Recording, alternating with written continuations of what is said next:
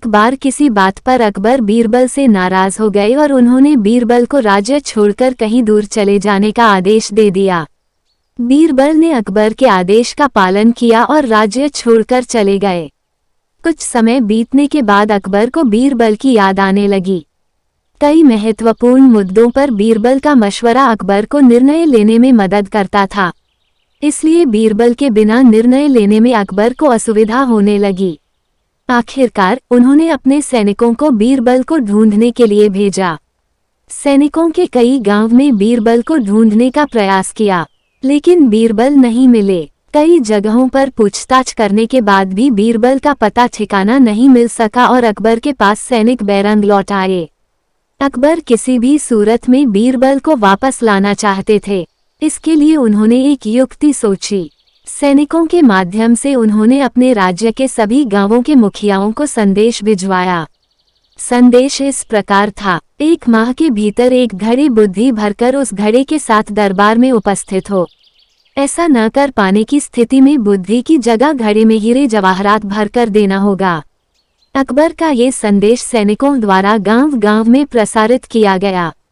एक गांव में बीरबल भेष बदलकर एक किसान के खेत पर काम किया करते थे।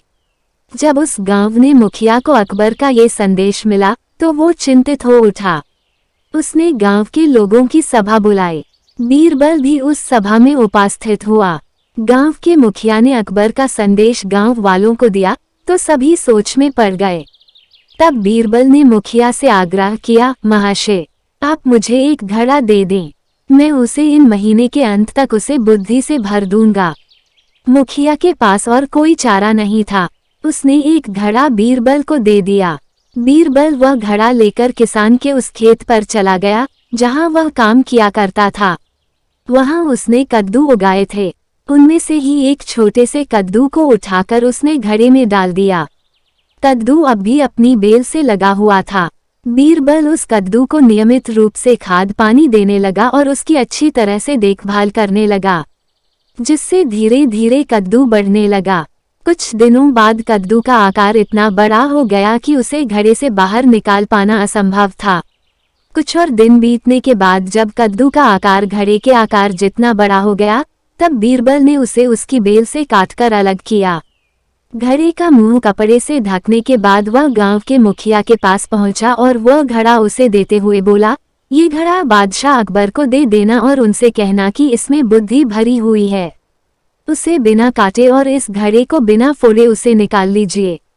मुखिया बादशाह अकबर के दरबार पहुंचा और उसने अकबर को घड़ा सौंपते हुए वैसा ही कहा जैसा बीरबल ने उसे कहने के लिए बोला था। अकबर ने जब घड़े के ऊपर से कपड़ा हटाया और उसमें झांक कर देखा तो उसमें उन्हें कद्दू दिखाई दिया।